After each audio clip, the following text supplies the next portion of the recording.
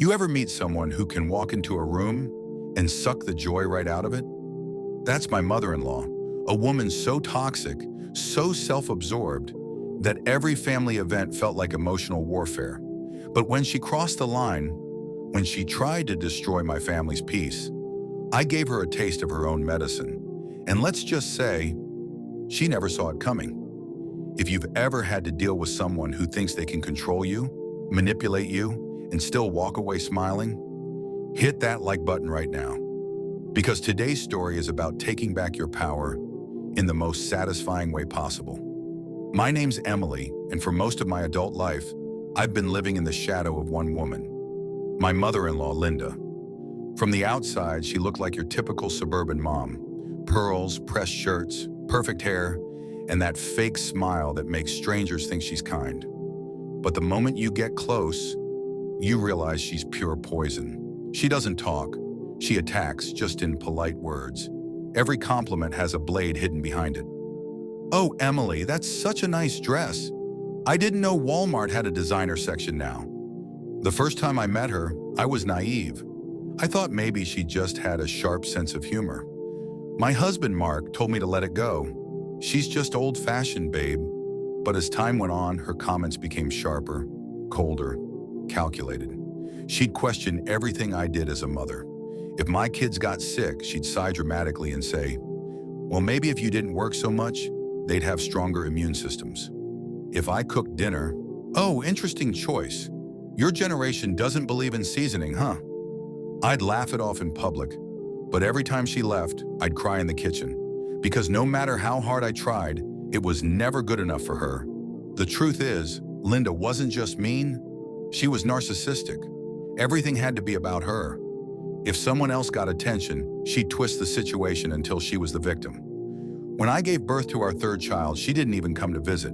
She said she couldn't because, "I just bought a new lamp, Emily. It's antique. I can't risk leaving it unattended, a lamp."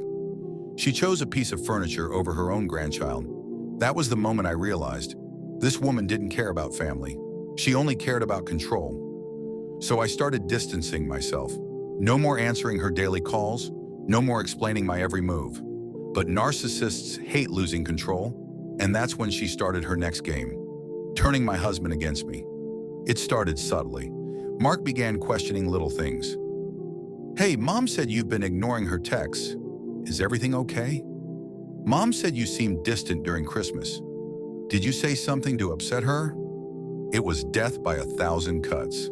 And when I confronted Linda about it, she gaslit me like a professional manipulator. "Oh, sweetie, I would never say that. You must be so stressed from the kids. Maybe take a break. Let me help Mark for a while." That night, I couldn't sleep. My chest was tight, my mind racing. I realized she wasn't just trying to hurt me. She was trying to replace me. And that's when I made a decision. If Linda wanted to play games, I'd play better. I knew her biggest weakness, her image.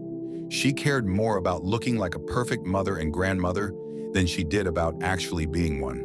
Her reputation in her Long Island social circle was her entire identity. So I started gathering receipts. Every manipulative text she sent, every petty jab she made, every lie she told Mark.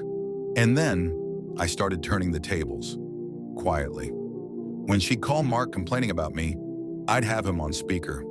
When she'd forget to include me in group family plans, I'd act overly polite in front of others, making her look like the cold one. And slowly, people started seeing her true colors. Her own sister pulled me aside one day and whispered, "You're handling her better than anyone ever has. We've all seen what she does. It's not you." That was the validation I needed. But the real revenge? That came a few months later, during Mark's birthday. Linda insisted on throwing him a surprise dinner at her house. Of course, she didn't invite me to help. She just wanted the spotlight. So I smiled, nodded, and told her I'd bring dessert. Now Linda loved to brag about how she was the glue that held our family together. She had this habit of giving long, dramatic toasts where she'd talk about herself more than the person being celebrated. So during dinner, right when she started her speech, I stood up and said, "Actually, Linda, I think everyone here deserves to hear a little something you've taught me. The room went silent. I pulled out my phone and read, word for word, one of her texts. Greater than Emily's too sensitive. Maybe if she wasn't so lazy, her kids wouldn't be such brats. Gasps. Linda's face turned pale.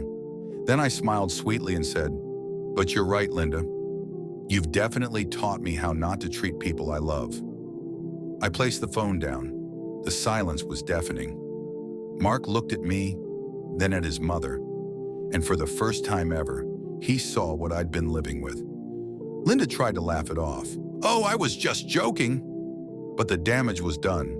From that night on, she stopped coming around, stopped calling every day, stopped trying to control everything.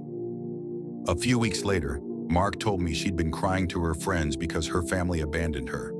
But you know what? I didn't feel guilty.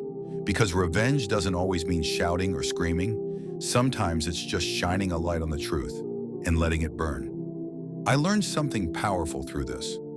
Some people thrive on drama, and the best way to win is not to play their game. Expose them. Step back.